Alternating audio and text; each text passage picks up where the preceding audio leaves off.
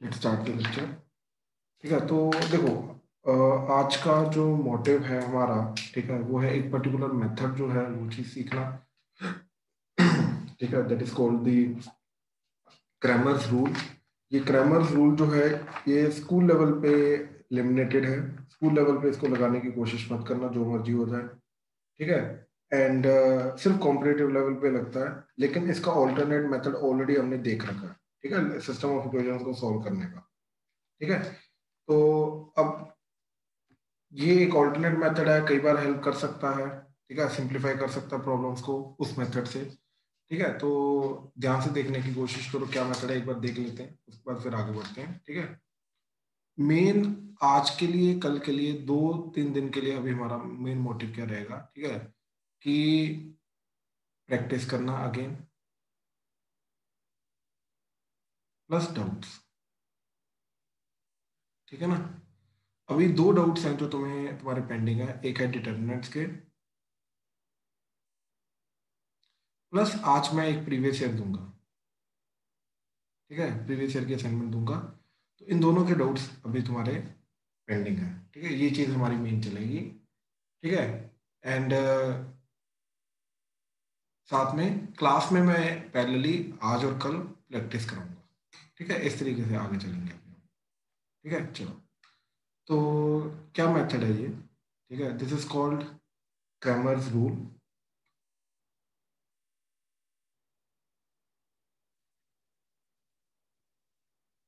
Cramer बंदे का ही नाम था जिसने ये रूल बनाया था। तो ये रूल क्या बोलता है कि अगर हमारे पास 3 इक्वेशंस हैं, a1x plus b1y plus c1z is equal to d1, a2x plus b2y plus c2z is equal to d2, and a3x plus b3y plus c3z is equal to d3। ठीक है, अगर ये 3 इक्वेशंस हैं तो हम क्या करेंगे, 4 डिटरमिनेंट्स क्रिएट करेंगे। एक है डेल्टा। ठीक है, डेल्टा इज कोफिशिएंट्स का determinant, that is a1 b1 c1, a2 b2 c2, a3 b3 c3।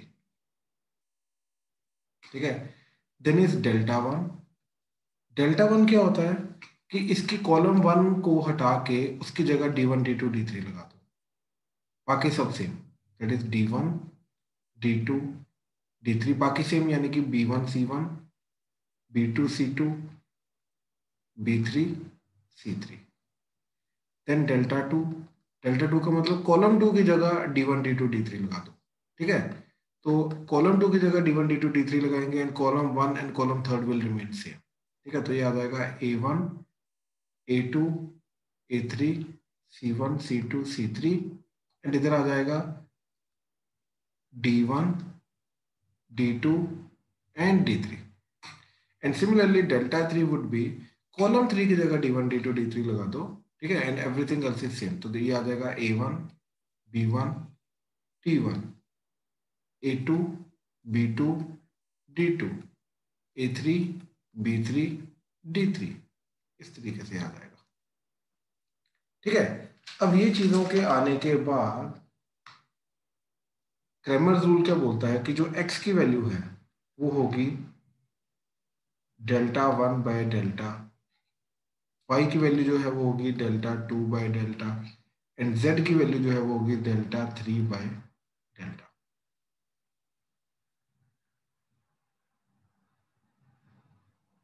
तो this is similar to that of कि जो हम करते हैं, x की value is a inverse into b, that is adjoint of a into b divided by b determinant.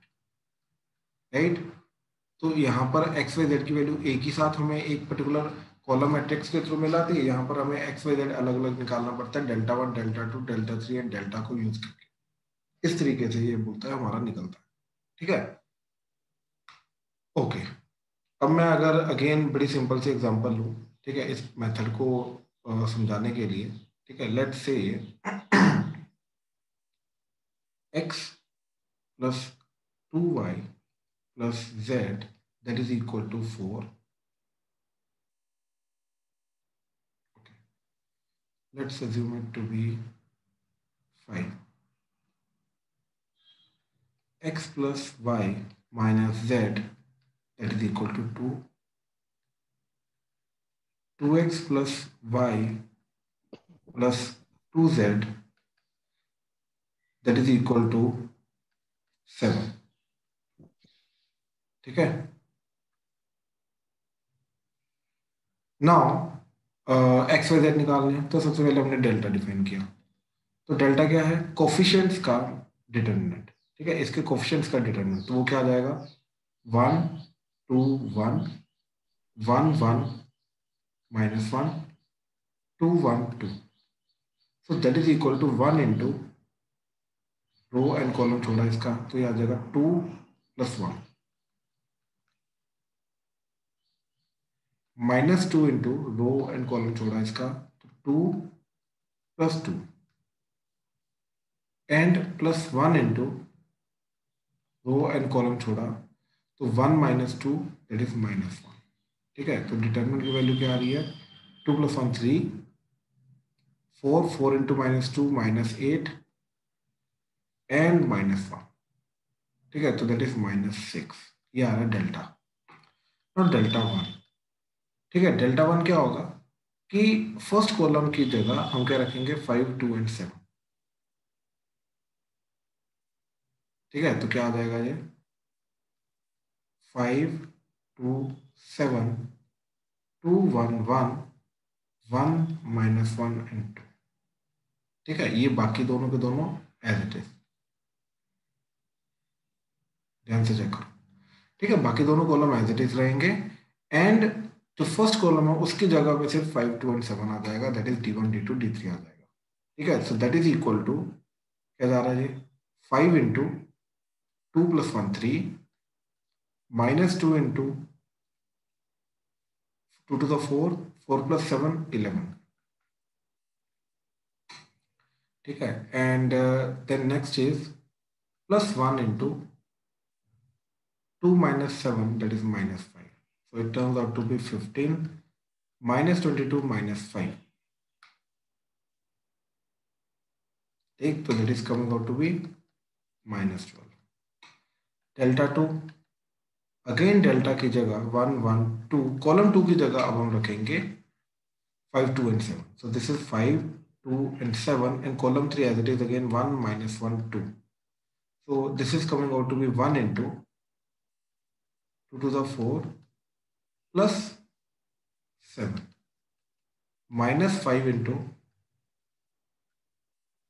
1 column छोड़ा 2 plus 2 plus 1 into row and column छोड़ा 7 minus 4,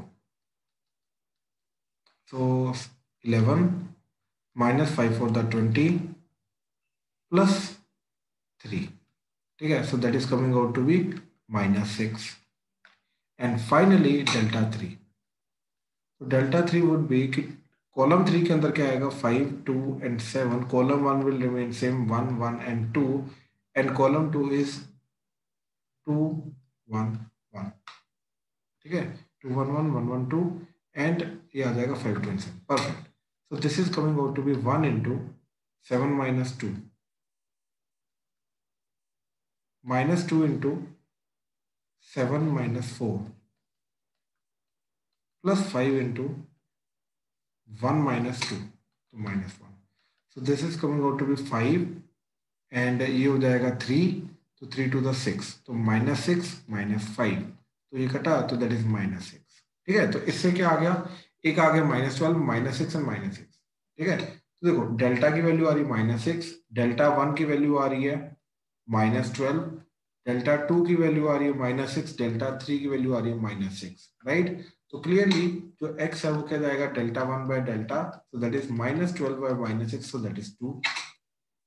y is delta 2 by delta, so that is -6 by -6, so that is 1.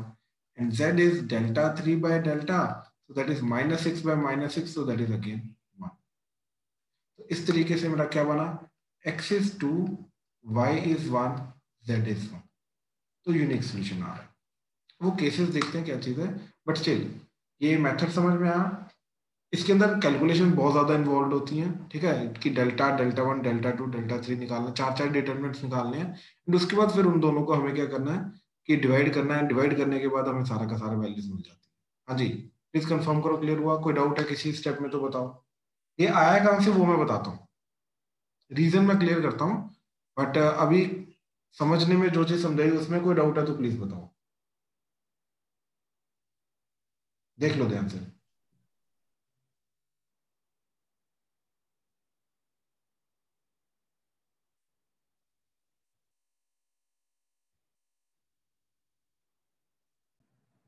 हाँ जी, देखो,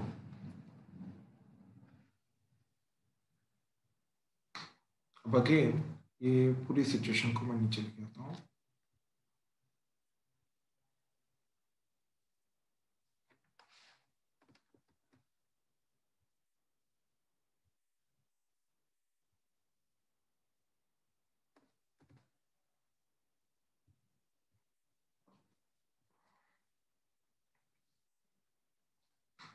right,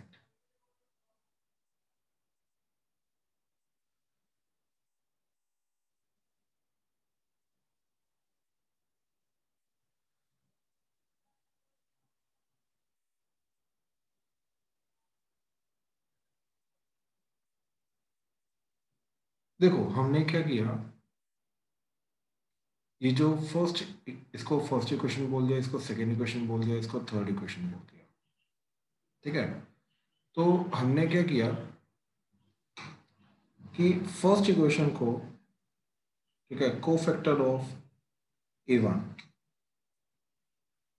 इससे multiply किया, plus second equation को cofactor of a2 से multiply किया इसके कोफैक्टर से, प्लस थर्ड इक्वेशन को कोफैक्टर ऑफ a3 से मल्टीप्लाई किया इसके कोफैक्टर से मल्टीप्लाई किया, ठीक है। तो ध्यान से देखो क्या जाएगी, मैं पहली इक्वेशन को इधर रख रहा हूँ, ठीक है, फर्स्ट इक्वेशन को इधर रख रहा हूँ, तो क्या जाएगा, a1x plus b1y plus c1z, तो इसका लेफ्ट हैंड साइड किससे मल्टीप्लाई हो जाएगा,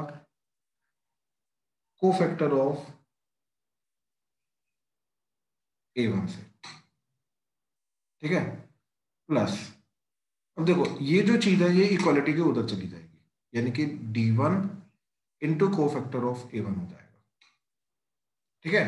अच्छा, अब ध्यान से देखो, अब सेकंड इक्वेशन का ये वाली चीज, इसको मैंने कोफैक्टर ऑफ a2 से मल्टीप्लाई किया, तो ये आ जाएगा a2x plus b2y plus c2z into cofactor of a2, तो इधर आ जाएगा प्लस, इसका राइट हैंड साइड जो है ये कोफैक्टर ऑफ a2 से मल्टीप्लाई हो जाएगा, तो d2 into cofactor of a2, ठीक है। देन थर्ड इक्वेशन का लेफ्ट हैंड साइड, ठीक है, that is a3x plus b3y plus c3z into cofactor of a3, and right hand side में plus t3 into cofactor of a3 हो जाएगा, ठीक है, ये इक्वेशन बन गई। अब ध्यान से एक चीज चेक करना, मैंने x का कोफिशिएंट अलग कर लिया, तो x का कोफिशिएंट क्या आ जाएगा, एक इधर से आएगा this into cofactor of a1, that is a1 into cofactor of a1 plus a2 into cofactor of a2, ये x का कोफिशिएंट आ जाएगा, plus a3 into cofactor of a3, ठीक है, ये x का कोफिशिएंट आ जाएगा, प्लस y का कोफिशिएंट इधर से क्या आ रहा है, that is b1 into cofactor of a1 plus b2 into cofactor of a2 plus b3 into cofactor of a3, plus similarly z का कोफिशिएंट क्या है, c1 into cofactor of a1 plus c2 into cofactor of a2 plus c3 into cofactor of a3, ठीक है, ये आ गया, that is equal to d1 into cofactor of a1, d2 into cofactor of a2, d3 into cofactor of a3, and in तीनों का addition, ठीक है, ये चीज है। अब ध्यान से एक चीज चेक करो कि व्हाट इज दिस, ठीक है, ये क्या है, ये क्या है कि मैं बेसिकली डेल्टा के अंदर क्या है, कॉलम वन को उसी के कोफैक्टर के साथ मल्टीप्लाई कर रहा हूँ, A2 को उसके कोफैक्टर के साथ मल्टीप्लाई करो, A3 को उसके कोफैक्टर के साथ मल्टीप्लाई करो, राइट? ये चीज लिख रखी है, ठीक है? So this is what, A1 को मैंने उसी के कोफैक्टर से मल्टीप्लाई किया, A2 को उसी के कोफैक्टर से मल्टीप्लाई किया, A3 को उसी के कोफैक्टर से मल्टीप्लाई किया, तो दैट इज डेफिनेटली डिटर्मिनेंट। और यहाँ पर डिटर्मिनेंट को हम किसके थ्रू रिप्रेजेंट कर रहे हैं? डेल्टा, यानी कि एक्चुअली में ये जो चीज बन के आएगी this is nothing but delta. तो ये बन जाएगा डेल्टा इंटू एक्स, ठीक है? डेल्टा इंटू एक्स, डेल्टा क्या है? डिटर्मिनेंट कोफिशिएंट्स का, तो ये बन जाएगा डेल्टा इंटू एक्स। अब ध्यान से देखो व्हाट इज दिस, ये चीज क्या है? ठीक है, ये है कि B1 को कोफैक्टर ऑफ A1 से मल्टीप्लाई किया, ठीक है? यानी कि हम इसको इसके कोफैक्टर से मल्टीप्लाई करें, इसको इसके कोफैक्टर से, इसको इसके कोफैक्टर से। तो याद है हमने प्रॉपर्टी की थी कि किसी भी कोफैक्टर्स को अगर किसी और रो के एलिमेंट्स के साथ मल्टीप्लाई करके ऐड करते हैं तो वो तो जीरो आता है, राइट?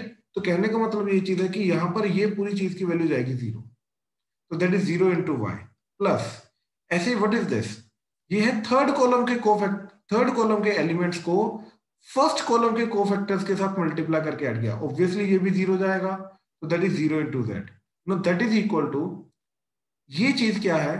Cofactors of A1। अब उसको A1 से मल्टीप्लाई नहीं किया, उसको किया D1 से मल्टीप्लाई, कोफैक्टर ऑफ A2 को D2 से मल्टीप्लाई, कोफैक्टर ऑफ A3 को D3 से multiply, so that is nothing but D1 D2 D3 B1 C1 B2 C2 B3 C3।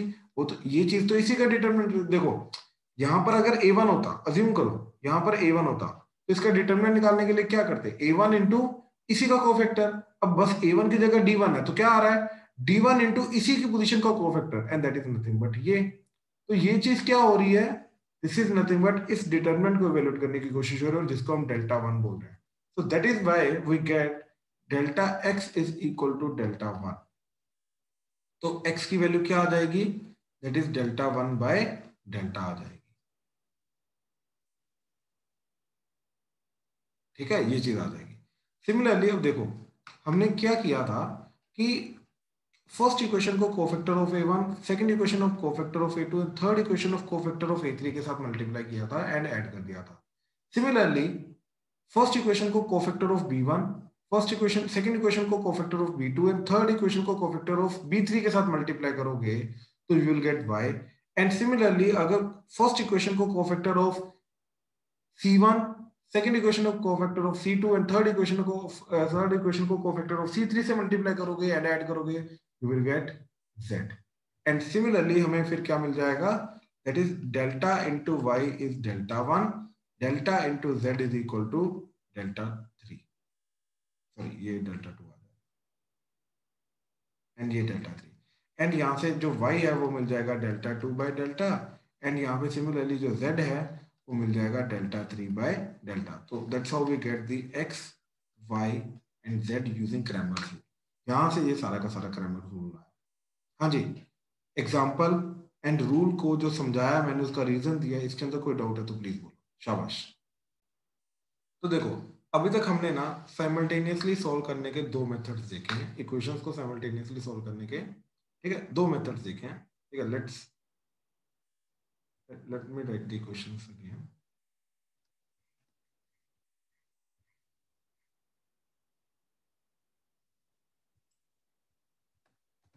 देखो इन तीनों इक्वेशंस को साइमल्टेनियसली सॉल्व करने के हमने जो वेज देखे हैं, ठीक है? That is first is that is x is equal to a inverse into b, ठीक है? x is a inverse into b। इसको जो सिलेबस लेवल का मेथड है उसको गॉस जॉर्डन मेथड भी बोलते हैं, ठीक है? तो इसके अंदर फिर हमने क्या देखा था? x is adjoint of a into b divided bye a determinant, ठीक है? इसके अंदर दो पार्ट आए थे, नॉन होमोजीनियस एंड दूसरा पार्ट आया था होमोजीनियस इक्वेशंस, ठीक है? तो नॉन होमोजीनियस इक्वेशंस के अंदर हमने क्या बोला था? There are three types of solution depending upon whether the determinant is zero और नॉट। तो सबसे पहले हम क्या बोलते थे? a का determinant is not equal to zero, या फिर a का determinant is equal to zero. अगर तो नॉट जीरो है तो जो डिनोमिनेटर में चीज आएगी इन दोनों को मल्टीप्लाई करने के बाद उसको ए डिटरमिनेंट से डिवाइड करेंगे, राइट। तो जो भी वैल्यू आएगी वही हमारा सोल्यूशन होगा, तो that is why it has unique solution, one solution, ठीक है। अच्छा, अब अगर डेल्टा जीरो हो गया तो देयर आर टू केसेस कि क्या न्यूमरेटर भी जीरो है, तो adjoint of a into b is also zero and adjoint of a into b is not equal to zero। अगर तो नॉट इक्वल टू जीरो है तो नॉन जीरो बाय जीरो जाएगा तो डेफिनेटली नो सोल्यूशन आएगा, तो इसका तो डेफिनेटली नो सोल्यूशन, ठीक है। एंड इस केस में it is zero by zero, तो जीरो बाय जीरो केस में भी हमने देखा था कि या तो इसके नो सोल्यूशन होगा या तो इसका, क्या बोला था हमने, या तो नो सोल्यूशन होगा या तो इनफाइनाइट सॉल्यूशन। इनफाइनाइट वाइज, बिल्कुल बिल्कुल बिल्कुल।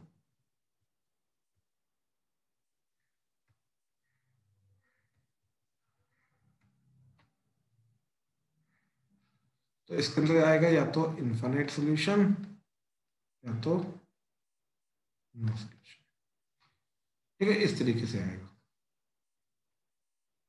ओके, ठीक है। नो सोल्यूशन कब आ सकता है, जब वो थ्री पैरेलल प्लेन्स वाला केस आता है। ये फर्स्ट प्लेन,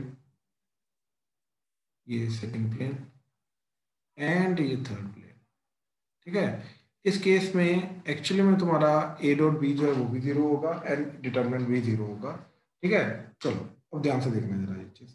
तो ये तो आ गया सारा का सारा होमोजीनियस का, तो sorry non homogeneous. And homogeneous के केस में क्या चीज थी कि ए अगर जीरो है, ए डिटरमिनेंट या नॉन जीरो है, तो अगर तो नॉन जीरो है तो ए की सोल्यूशन होगा that is 0,0,0, that is called trivial solution.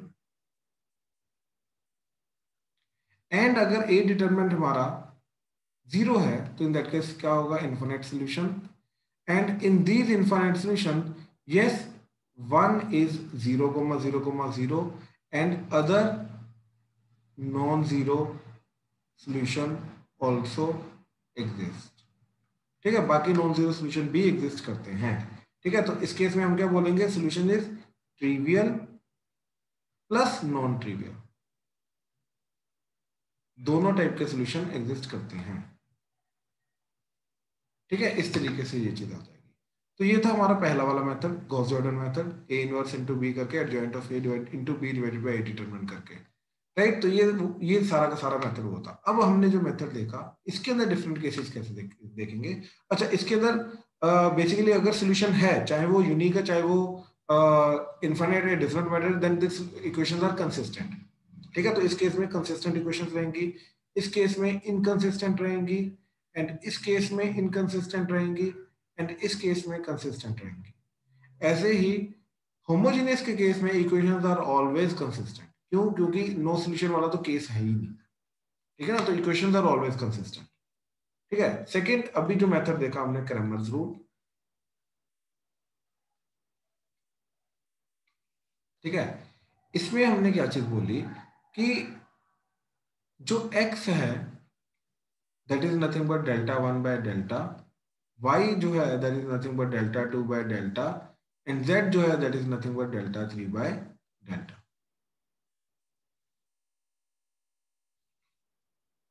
ठीक है। ये चीज हमने बोली। तो एक्स वाई जेड की वैल्यू इस तरीके से निकल के, नाउ लेट्स सी इसके डिफरेंट डिफरेंट केसेस क्या बनेंगे, ठीक है। अब देखो, सबसे पहले अगर delta not equal to zero है, ठीक है, delta not equal to zero है, देन जो भी डेल्टा वन की वैल्यू आएगी zero non zero, delta two की वैल्यू, डेल्टा थ्री की value zero non zero, does not matter, वो ये नॉन जीरो वैल्यू से डिवाइड हो जाएगी एंड एक्स वाई जेड की वैल्यू आ जाएगी। तो दैट मीन्स अगर डेल्टा नॉट जीरो है तो इस केस में भी क्या रहेगा, यूनिक सोल्यूशन, ठीक है। इस केस में भी क्या रहेगा, यूनिक सोल्यूशन रहेगा, ठीक है। अच्छा, in case delta is equal to zero, इस केस में डेल्टा जीरो हो जाए, ठीक है। तो अगर डेल्टा जीरो हो जाए, बट इसके बाद दो केसेस आएंगे कि at least one of delta one, delta two, delta three is non zero. तो बेसिकली क्या हो जाएगा, देखो, अगर तो तीनों के तीनों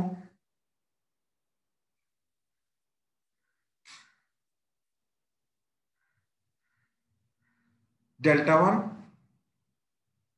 डेल्टा 2, डेल्टा 3। या तो देखो क्या क्या केसेस होंगे डेल्टा 1, डेल्टा 2, डेल्टा 3 के, 0 0 0, 0 0 non zero, 0 non zero, 0 non zero, 0 0 non zero, non zero, 0 0 non zero, non zero, non zero, 0 non zero, and last case that is all three are non zero. तो मैं इन 7 cases की बात कर रहा हूं, ठीक है, first, second, third, fourth, fifth, six, seventh. ये केस है जिसके अंदर सारे के सारे जीरो जा रहे हैं, तो मैं ये केस की बात कर रहा हूं कि at least one of them is non zero, कम से कम एक नॉन जीरो होना चाहिए। अब देखो जब मैं इसको जीरो से डिवाइड करूंगा, ठीक है, तो वो जो नॉन जीरो, जो भी केस नॉन जीरो वाला आ रहा है, एक आ रहा है, दो आ रहे हैं, तीनों के तीनों आ रहे हैं, जब वो मैं नॉन जीरो वाली चीज को जीरो से डिवाइड करूंगा तो डेफिनेटली क्या हो जाएगा, non zero by zero is not defined, यानी कि वो चीज एग्जिस्ट करना बंद कर देगी, ठीक है। तो इसलिए इस केस में क्या आएगा हमारा, नो सोल्यूशन, इस केस में सोल्यूशन आ ही नहीं सकता। It's like non zero by zero वाला केस जा रहा है, ठीक है। एंड इसी केस में हम क्या बोलेंगे, इनकंसिस्टेंट इक्वेशंस,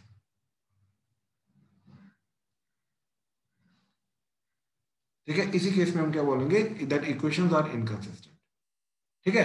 अच्छा, अब अगर तीनों के तीनों जीरो हो गए, डेल्टा 1 भी जीरो है, डेल्टा 2 भी जीरो है, डेल्टा 3 भी जीरो है, मतलब डेल्टा भी जीरो, डेल्टा 1 भी जीरो, डेल्टा 2 भी जीरो, डेल्टा 3 भी जीरो, तीनों के तीनों जीरो हो गए, देन इस केस में भी आगे दो केसेस जाएंगे, either it is infinite solution और नो सॉल्यूशन। और इस केस में भी नो सॉल्यूशन का मतलब क्या है, वो तीन पैरेलल प्लेन्स वाला केस।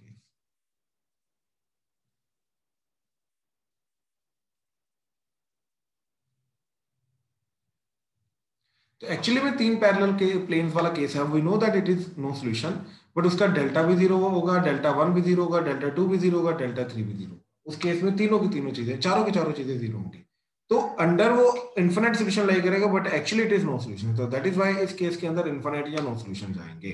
तो ये इसके सारे के सारे केसेस। हाँ जी, क्लियर हुआ, प्लीज कंफर्म करो। Yes sir. ठीक है, तो अगर Yes, तुम sir. ध्यान से देखोगे एक्चुअली में केसेस जो जा रहे हैं ना दोनों के, वो सिमिलर ही जा रहे हैं, इट्स नॉट लाइक कि दोनों के डिफरेंट जा रहे हैं। ये चीज समझ में आई। सर जो नो सोल्यूशन है वो किसके लिए होगा?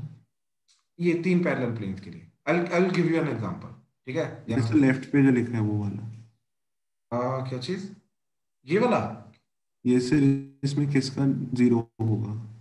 मतलब केस कौन सा होगा प्लेन्स का। नो सर, नो सोल्यूशन किसका होगा, जिसका डेल्टा जीरो है, नॉन जीरो? नहीं नहीं, delta zero and at least one of delta 1, delta 2, delta 3 is non zero.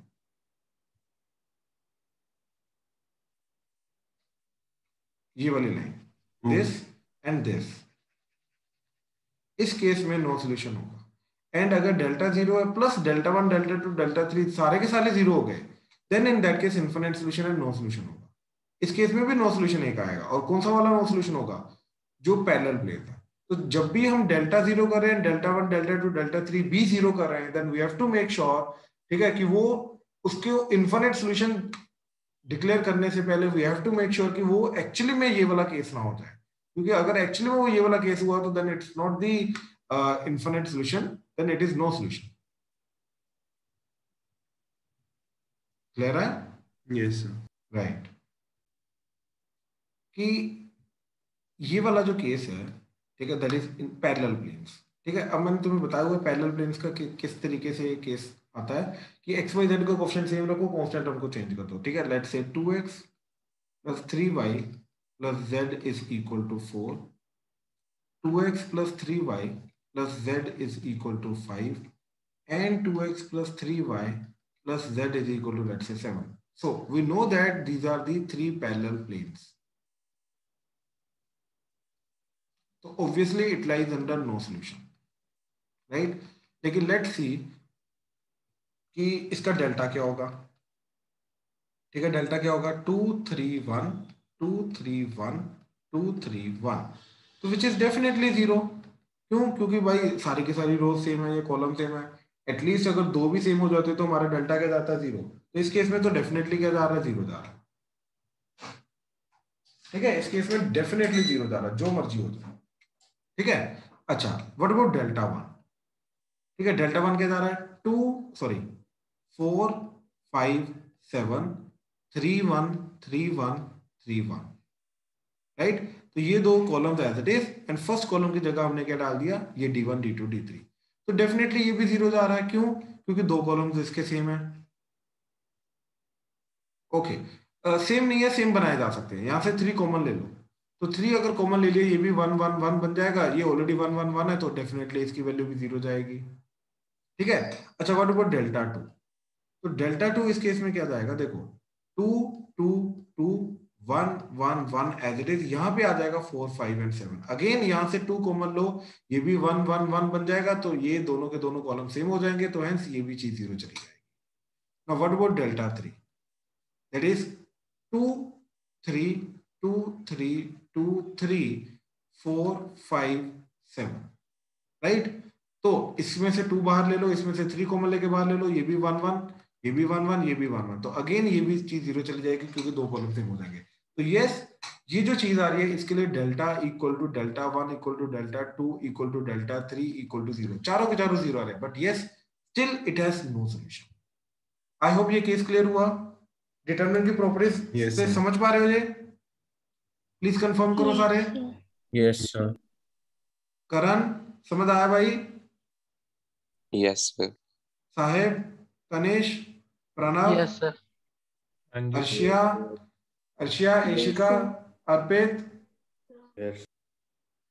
Anish, Ankur, yes sir. Aryan, yes sir.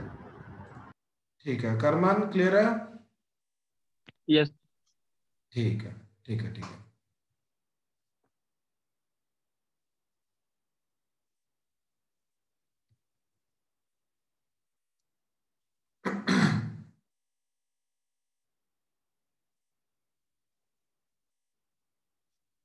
चलो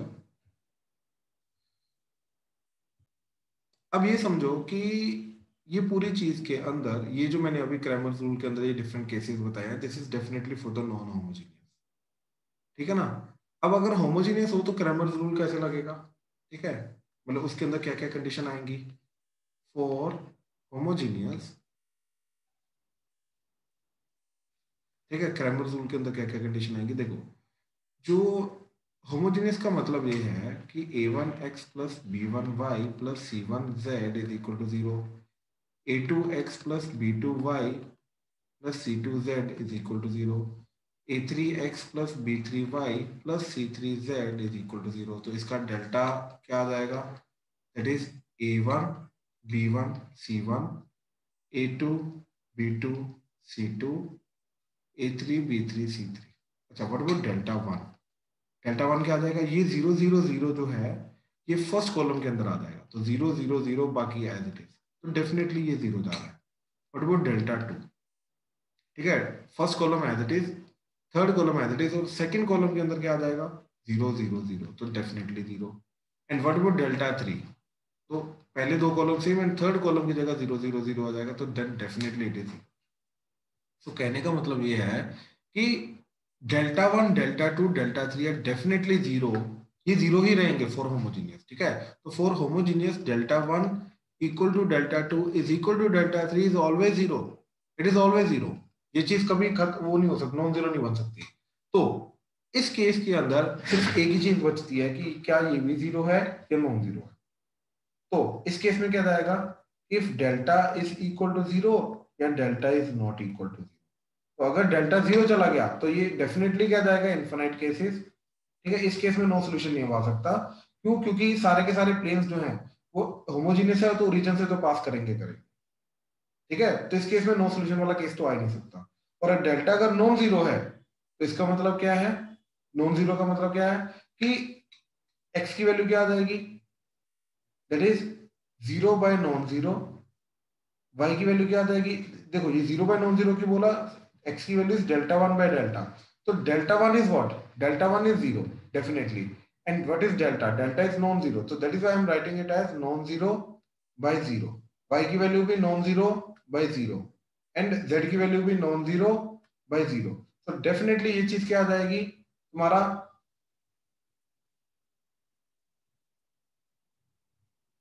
0 0। एक सेकंड, मैं उल्टा बोल रहा हूँ क्या? Yes, sir. हाँ, तो it is 0 by non zero. ठीक है, तो it is 0 by non zero. ठीक है, तो it is 0 by non zero. ठीक है, तो then definitely it is 0 0 0 0 case, तो that means it is unique solution. तो इस केस में क्या आएगा? यूनिक सॉल्यूशन, जिसको हम क्या बोलते हैं? Trivial solution. ठीक है, that is 0 0 0। And in these infinite cases we have the trivial plus non-trivial, that is 0 plus non-zero solution. That's it। ठीक है, तो इस तरीके से ये चीज जा रही सारी की सारी। हाँ जी, प्लीज कंफर्म करो, क्लियर हुआ? ठीक है, it's not the something different. Conditions at the end same ही जाएंगी, कंडीशंस हमारी इनके अंदर डिफरेंट नहीं जाएंगी। हाँ जी, प्लीज कंफर्म करो, क्लियर हुआ? Yes, sir. Yes, sir. ठीक है, चलो, तो we are done with the all the theory जितनी भी है, including syllabus, not including syllabus. ठीक है, वो सारी की सारी हमने कंप्लीट की है। तो हाँ जी, देखो ये वाला क्वेश्चन देखो जैसे, इसके अंदर क्या वो क्या बोल रहा है? Consider the system of linear equation. 3 equation दे रखी हैं, तो मैंने नॉन होमोजेनियस वाला पार्ट उठाया। ठीक है, तो 3 इक्वेशन दे रखी हैं, तो वो बोल रहा है कि इसके क्या सोल्यूशन है। तो क्या आएगा तुम्हारा? ठीक है, दैट इज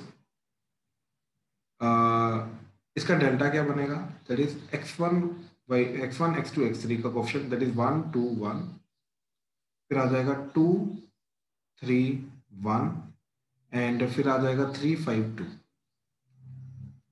ठीक है, तो क्या वैल्यू आ रही है साथ में निकाल दो। तो 1 into 3 to the 6 minus 5, that is 1, minus 2 into 1 column छोड़ा, again 2 to the 4 minus 3, that is again 1, plus 1 into 10 minus 9, so that is again 1, so this is coming out to be 0।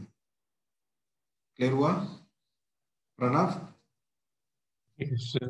ठीक है, अब भाई डेल्टा 0 अगर आ रहा है तो उसके बाद में हमें चेक करना पड़ेगा कि डेल्टा 1 डेल्टा 2 डेल्टा 3 में से कोई नॉन जीरो तो नहीं आ रहा, क्योंकि अगर एक भी नॉन जीरो आ गया, ठीक है, क्या कंडीशन गई? अब देख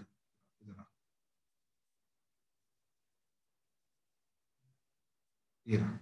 ठीक है ना, तो क्रैमर रूल के अंदर क्या गया कि डेल्टा की वैल्यू 0 आ गई।